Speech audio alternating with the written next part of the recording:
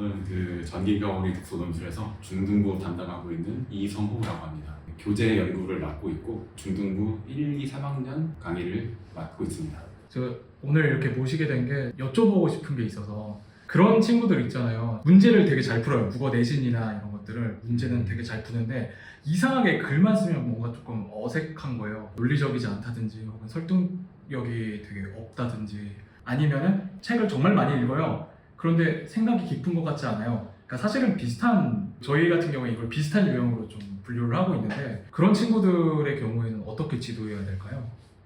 일단 그런 친구들이 제가 생각했을 때 가장 크게 문제가 되는 거는 다른 것보다는 아마 읽는 데서 뭔가 문제가 있을 가능성이 좀 높긴 하거든요. 읽는데 이제 문제가 있다고 하는 거는 아무래도 평상시에 감상만 하는 글을 많이 읽을 가능성이 높습니다. 보통 저희도 학부모님하고 이제 상담을 많이 하다 보면은 학생들이 독서량이 많다라고 할 때 꼭 빠지지 않는 도서가 판타지 도서라든지 아니면 추리 도서 같은 것들 정말 많이 읽거든요. 이런 작품들 같은 경우에는 보통 어떤 뭐 논리적으로 구조를 제대로 파악한다든지 메시지를 정확하게 읽어내야 된다든지 하는 걸 전혀 요구하지 않아도 그 작품이 주는 느낌만 잘 가지고 있으면은 얼마든지 읽는 데는 전혀 문제가 없는 도서들이 많거든요. 하지만 학부모님들이나 이제 선생님들이 쥐어준 이른바 이제 권장도서 같은 것들 읽을 때는 사실 감상만 가지고는 그 작품에 전한다라고자 하는 바를 파악하기 좀 어려운 경우가 좀 많습니다.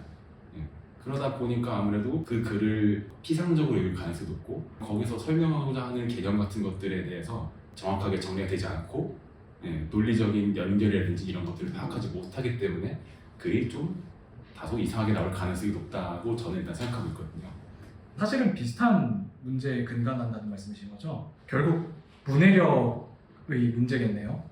그렇죠. 어떻게 보면 이제 흔히 많이 말하는 이제 그 문해력의 이제 문제가 될 건데 아무래도 그런 식의 연습이 전혀 이제 안 되어 있는 경우가 많다 보니까 고전이라든지 중요한 책들을 아무리 많이 읽힌다고 하더라도 책은 분명히 많이 읽었는데 뭔가 얘기해 주는 게 너무 두루뭉술하다거나 이런 경우가 좀 많이 이제 발생하는 거죠. 이 두 유형 모두 문해력의 문제인데 너무 뻔한 질문이지만 문해력을 기르기 위해서는 어떻게 해야 할까요? 사실 그 방법은 되게 저 이것도 상투적으로 들릴 수 있겠지만 글쓰기를 좀 많이 해보는 연습입니다. 학생들이 책을 읽다가 보면은 거기서 얻어지는 정보 같은 것들을 언어화 시키거나 시각화해서 가지고 있는 게 아니고 이미지로 떠올릴 가능성이 상당히 높습니다. 그런데 우리가 글로 쓰다가 보면은 머릿속에 떠오른 개념과 다른 개념들 사이의 관계를 정확하게 이제 글로 적으면서 머릿속에 구조화되어 이제 저장이 되는 거죠. 또 많이 들어보셨을 것 같은데 우리가 보통 암기할 때 제일 좋은 게 머릿속으로 암기한 것보다 말로 하는 것이 낫고 말로 해본 것보다 글로 쓰면서 하는 게 더 이제 기억이 더 잘 남는다 이런 말씀들 많이 들어보셨을 거예요. 그냥 머릿속으로 하는 것보다 왜 말하는 게 낫냐고 한다면은 이 머릿속에는 생각들이 굉장히 산발적으로 떠오를 가능성이 높거든요. 우리가 말로 할 때는 그렇게 막 튀어나오지 못하거든요. 다른 사람들이 알아듣게 말하려고 한다고 하면은 우리가 나름대로 문법을 지켜서 말을 해야 되고 그냥 생각하는 것보다는 훨씬 더 나름대로 그 규칙에 맞춰서 구조화되어서 나오기 때문에 말하는 게 단순히 생각하는 것보다 잘 기억이 난다고 하는 건데 그 쓰는 것은 이제 말로 하는 것보다는 훨씬 더 높은 구조화를 요구하기 때문에 학생들 나름대로도 이게 충분한 연습이고 훈련이 되는 거죠. 책에서 봤던 정보들을 잘 정리하게 되는 것이기 때문에 글쓰기가 궁극적으로는 문해력에 도움이 된다라고 말씀드리고 있습니다. 정보를 이미지로 이해한다는 게 어떤 문제를 발생시키는 건지 여쭤보고 싶어서요. 첫 번째 사례는 중학교 1학년이죠. 우리들의 일그러진 영웅을 보고 썼던 글인 것 같은데요. 이 부분에 어떤 문제가 있는지 좀 말씀해 주실 수 있으실까요? 네, 여기 아마 색칠되어 있는 게 보이실 텐데 이 문장의 이제 가장 큰 문제는 주술호응이 안 된다는 거죠. 여기 이 소설의 작가 이문열이 이제 주어가 될 텐데 마지막에 이제 수로를 보면은 짐작하기 어려운 결말이 있다. 로 끝나니까 이문열이 짐작하기 어려운 결말이 있다라고 하면은 전혀 앞뒤가 안 맞는 걸 이제 알 수 있을 텐데 이런 게 보통 비문으로 가장 많이 등장하는 이제 사례 중 하나죠. 이 학생 같은 경우는 나름대로 이 문장에서 그 말해야 되는 그 개념들 간의 관계는 꽤 잘 파악하고 있는 상황입니다. 근데 문장으로 쓸 때는 전혀 이제 앞뒤가 안 맞는 이제 그런 문장이 이제 나오게 되는 거죠. 머릿속에 이제 있는 거를 그대로 그 흐름대로만 이렇게 적다 보니까 앞뒤가 안 맞는 이런 이제 비문이 이제 발생하게 되는 거죠. 두 번째 사례는 이제 비문학 도서입니다. 수필이라는 장르가 이제 어떤 건지를 이제 알려주는 그런 도서였고 과학 관련된 개념들을 많이 소개하는 이제 그런 글이었거든요. 그래서 아마 여기 아래 보시면은 편리공생, 상리공생, 뭐 공진화 이런 개념들이 이제 써 있는 거를 이제 보실 수 있을 거예요. 이 문장만 봤을 때 편리공생이 어떤 공생을 말하는 건지, 상리공생은 무엇인지, 공진화는 또 무엇인지를 아마 정확하게 좀 알기 어려우실 거라는 생각이 듭니다.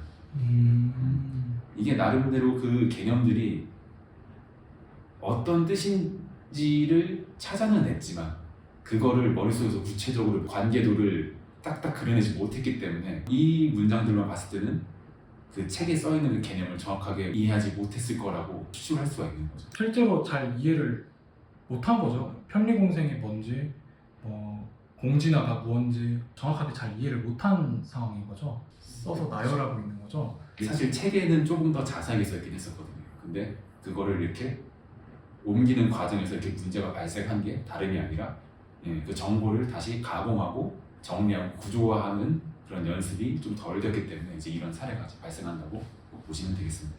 네. 잠깐만 좀만 덧붙이자면은 이러다 보니까 이제 아까 말씀하셨던 것처럼 문제는 잘 풉니다. 그래서 어떤 정보가 어디에 있는지는 나름대로 찾을 수 있기 때문에 그게 문제로 주어졌을 때는 이렇게 푸는데 이렇게 이제 글로 봤을 때는 그게 제대로 이해하지 않았다는 걸 확인할 수 있는 게 이제 글쓰기다 보니까 저희가 계속해서 그 글쓰기가 분해력에 도움이 된다고 말씀드리고 있는 거죠. 그쵸. 저희가 많이 마주하게 되는 유형이다 보니까 말씀하시면서 조금씩 더 열이 오르시죠? 자, 그러면은 세 번째 사례, 마지막 사례죠. 이 사례에서는 어떤 문제를 저희가 확인할 수 있을까요? 네, 이 세 번째 사례 같은 경우는 좀 어려운 도서죠. 이방인을 보고서 이제 쓴 글인데 한번 이거 읽어볼게요. 그는 평범한 사람입니다. 분명 어머니가 죽은 것에 슬픔도 느꼈습니다. 사실 여기까지는 아마 아직 큰 문제가 없을 거예요.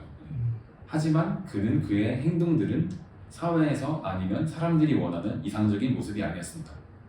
여기서부터 뭔가 이상함이 조금씩 느껴지시죠? 네. 그리고 그러므로 그는 이런 행동들 이상하게 받아들여져 사람들과 사회가 이상하다고 생각하는 것 같습니다.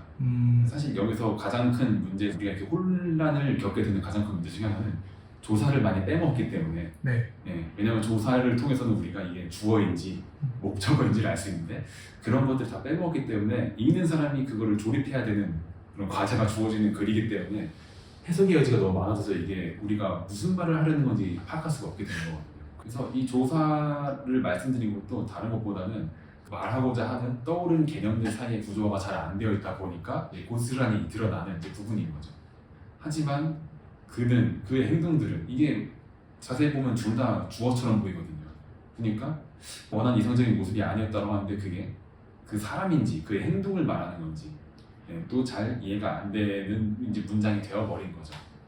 무엇을 말하려는지가 정확하게 전달이 되지 않는다.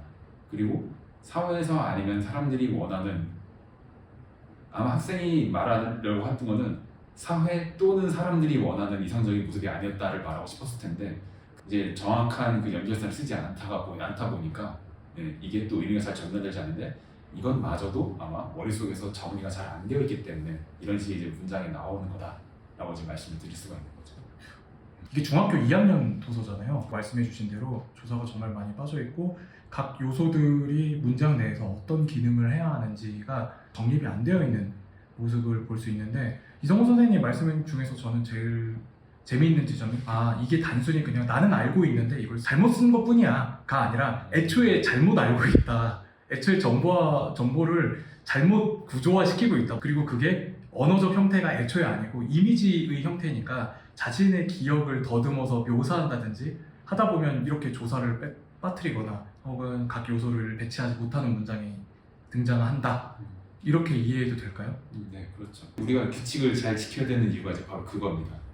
나름대로 이제 글쓰기에도 그것도 일종의 약속 같은 거라 가지고 적절한 조사의 사용이라든지 주술 관계라든지 그 대상은 목적으로 쓰고 그에 해당하는 조사가 뭔지 같은 것들이 다 정해져 있기 때문에 그런 것들이 되게 사소해 보이고 이런 규칙은 그냥 어겨도 되는 거라 생각하지만은 거기도 다 나름대로의 그 기능들이 다 있는 거거든요. 그러면 오늘 이성호 선생님을 모시고 제가 두 가지를 여쭤봤잖아요. 그러니까 책은 진짜 많이 읽어요. 그런데 심도 있는 글을 못 쓴다. 혹은 좋은 글을 못 쓰는 학생.